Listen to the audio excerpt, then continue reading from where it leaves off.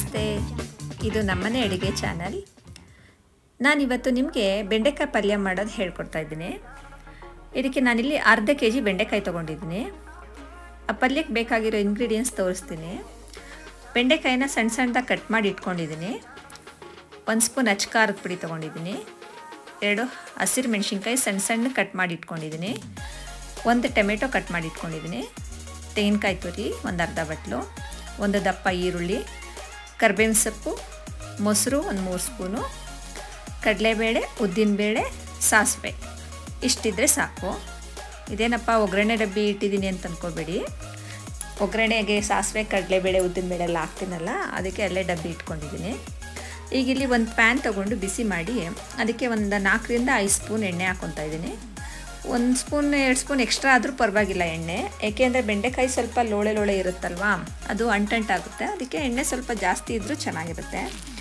ಈಗ ಇದಕ್ಕೆ ಎಣ್ಣೆ ಕಾದ್ಮೇಲೆ ಸಾಸಿವೆ ಹಾಕಿತಾ ಇದ್ದೀನಿ.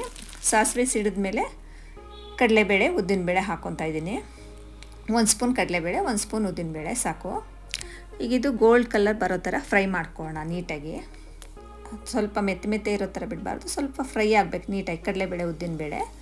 ಅದು ಫ್ರೈ ಆದಮೇಲೆ ಹಸಿಮೆಣ್ಸಿನ್ಕಾಯಿ, ಕರಿಬೇವಿನ ಸೊಪ್ಪು ಹಾಕೋತಾ ಇದ್ದೀನಿ.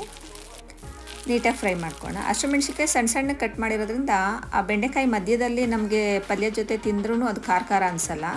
ಅದಕ್ಕೆ ಸಣ್ಣ ಸಣ್ಣ ಕಟ್ ಮಾಡಿ ಹಾಕಿದ್ದೀನಿ. ಈಗ ಇದು ನೀಟಾಗಿ ಫ್ರೈ ಆದಮೇಲೆ ಈರುಳ್ಳಿ ಹಾಕ್ಕೊತಾ ಇದ್ದೀನಿ. ಈರುಳ್ಳಿ ಹಾಕ್ಕೊಂಡು ನೀಟಾಗಿ ಫ್ರೈ ಮಾಡ್ಕೊಳ್ಳೋಣ. ಅದು ಈರುಳ್ಳಿ ಸ್ವಲ್ಪ ಮೆತ್ತು ಆಗೋ ಥರ ಫ್ರೈ ಮಾಡ್ಕೋಬೇಕು. ಈ ಪಲ್ಯ ದೋಸೆಗೆ, ಚಪಾತಿಗೆ, ರೊಟ್ಟಿಗೆಲ್ಲ ತುಂಬ ಚೆನ್ನಾಗಿರುತ್ತೆ. ಇದಕ್ಕೆ ಸ್ವಲ್ಪ ಸಾಲ್ಟ್ ಹಾಕೋಣ.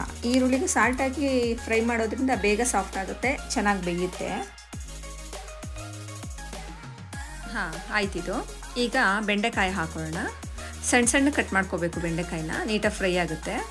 ಇದು ಸ್ವಲ್ಪ ಲೋಳೆ ಅಂಶ ಇರೋದ್ರಿಂದ ಸ್ವಲ್ಪ ಜಾಸ್ತಿನೇ ಫ್ರೈ ಮಾಡಬೇಕು. ಒಂದು 10 ನಿಮಿಷ ಫ್ರೈ ಮಾಡಬೇಕು. ಇವಾಗ ಬೆಂಡೆಕಾಯಿನ ಹಸಿದೇ ತಿಂದರೆ ಆರೋಗ್ಯಕ್ಕೆ ತುಂಬ ಒಳ್ಳೆಯದು ಅಂತ ಹೇಳ್ತಾರೆ. ಅಂದರೆ ಕೆಲವೊಬ್ರಿಗೆ ಅದು ಹಸಿ ತಿನ್ನೋಕೆ ಅಷ್ಟು ಇಷ್ಟ ಆಗೋದಿಲ್ಲ. ಅವರಿಗೆ ನಾನೊಂದು ಹೆಲ್ತ್ ಟಿಪ್ ಹೇಳ್ಕೊಡ್ತೀನಿ ಆಮೇಲೆ. ಇವಾಗ ಇದು ಸ್ವಲ್ಪ ಫ್ರೈ ಆಯಿತು. ಒಂದು 10 ನಿಮಿಷ ಆದಮೇಲೆ ನೀಟಾಗಿ ಫ್ರೈ ಆದಮೇಲೆ ಟೊಮೆಟೊ ಹಾಕ್ಕೊತಾ ಇದ್ದೀನಿ. ಟೊಮೆಟೊ ಹಾಕ್ಕೊಂಡು ಫ್ರೈ ಮಾಡೋಣ, ಎಲ್ಲ ಮಿಕ್ಸ್ ಮಾಡೋಣ. ಅದು ಸ್ವಲ್ಪ ಬಾಡಬೇಕು ಟೊಮೆಟೊ, ಆ ರೀತಿ ಫ್ರೈ ಮಾಡೋಣ. ಟಿಪ್ ಏನು ಅಂದರೆ, 4 ಬೆಂಡೆಕಾಯಿ ತೊಗೊಂಡು ಸಣ್ಣ ಸಣ್ಣ ಕಟ್ ಮಾಡಿಕೊಂಡು 1 ಗ್ಲಾಸ್ ನೀರಲ್ಲಿ ನೆನೆ ಹಾಕಿಬಿಡಬೇಕು. ಅದನ್ನು ಒಂದು 6 ರಿಂದ 8 ಅವರ್ ನೆಂದ ಮೇಲೆ ಆ ನೀರನ್ನ ಶೋಧಿಸ್ಕೊಂಡು ಒಂದು ಸ್ವಲ್ಪ ಉಪ್ಪು ಹಾಕ್ಕೊಂಡು ಕುಡಿಬೇಕು ಅದನ್ನು. ಅದು ತುಂಬ ಆರೋಗ್ಯಕ್ಕೆ ಒಳ್ಳೆಯದು, ಒಳ್ಳೆ ಪ್ರೋಟೀನ್ ಇರುತ್ತೆ. ಅಂದರೆ ಹಸಿ ಬೆಂಡೆಕಾಯಿ ತಿನ್ನೋಕ್ಕೆ ಇಷ್ಟ ಇಲ್ಲದಿರೋರು ಈ ರೀತಿ ಟ್ರೈ ಮಾಡಿ ನೋಡಿ. ಇದು ಫ್ರೈ ಆಯ್ತು. ಈಗ ಚೆನ್ನಾಗಿ ಮಿಕ್ಸ್ ಮಾಡೋಣ, ಎಲ್ಲ ಮಿಕ್ಸ್ ಆಗಲಿ.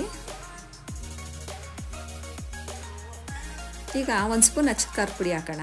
ಖಾರಕ್ಕೆ ಅಚ್ಚ ಖಾರದ ಪುಡಿ ಹಾಕ್ಬಿಟ್ಟು ಮಿಕ್ಸ್ ಮಾಡಬೇಕು. ಇದೇನು ಒಂದು ಜಾಸ್ತಿ ಬೇಯಿಸೋ ಆಗಿಲ್ಲ. ಇವಾಗ 1 ನಿಮಿಷ ಫ್ರೈ ಮಾಡಿದ್ರೆ ಸಾಕು, ಮಿಕ್ಸ್ ಮಾಡಿದ್ರೆ ಸಾಕು. ಚೆನ್ನಾಗೆಲ್ಲ ಮಿಕ್ಸ್ ಮಾಡಿಬಿಟ್ಟು ಈಗ ಮೊಸರು ಹಾಕೋಣ. ಮೊಸರು ಹಾಕೋದ್ರಿಂದ ಈ ಪಲ್ಯ ತುಂಬ ಚೆನ್ನಾಗಿರುತ್ತೆ, ಟೇಸ್ಟು ಡಿಫ್ರೆಂಟ್ ಟೇಸ್ಟ್ ಕೊಡುತ್ತಿದ್ದು. 3 ಸ್ಪೂನ್ ಮೊಸರು ಹಾಕಿದ್ದೀನಿ. ಚೆನ್ನಾಗಿ ಮಿಕ್ಸ್ ಮಾಡ್ಕೊಳ್ಳಿ.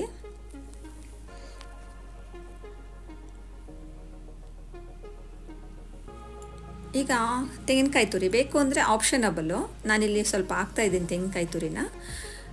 ನಿಮಗೆ ಬೇಕಂದ್ರೆ ಹಾಕ್ಕೊಳ್ಳಿ, ಇಲ್ಲ ಅಂದರೆ ಸ್ಕಿಪ್ ಮಾಡ್ಕೊಳ್ಳಿ, ತೊಂದರೆ ಇಲ್ಲ.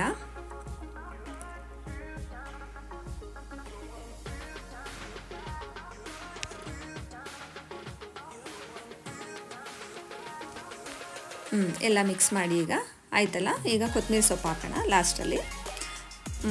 ಪಲ್ಯ ರೆಡಿ. ರೊಟ್ಟಿಗೆ, ಚಪಾತಿಗೆ, ದೋಸೆಗೆ ಎಲ್ಲ ಒಳ್ಳೆ ಕಾಂಬಿನೇಷನ್ ಇದು. ತುಂಬ ಟೇಸ್ಟಾಗಿರುತ್ತೆ. ನೀವು ಮಾಡಿ ತಿಂದು ನೋಡಿ. ಇಷ್ಟ ಆದರೆ ಒಂದು ಲೈಕ್ ಕೊಡಿ, ಸಬ್ಸ್ಕ್ರೈಬ್ ಮಾಡಿ, ನಮ್ಮ ಚಾನಲ್ನ ಸಪೋರ್ಟ್ ಮಾಡಿ. Thank you for watching.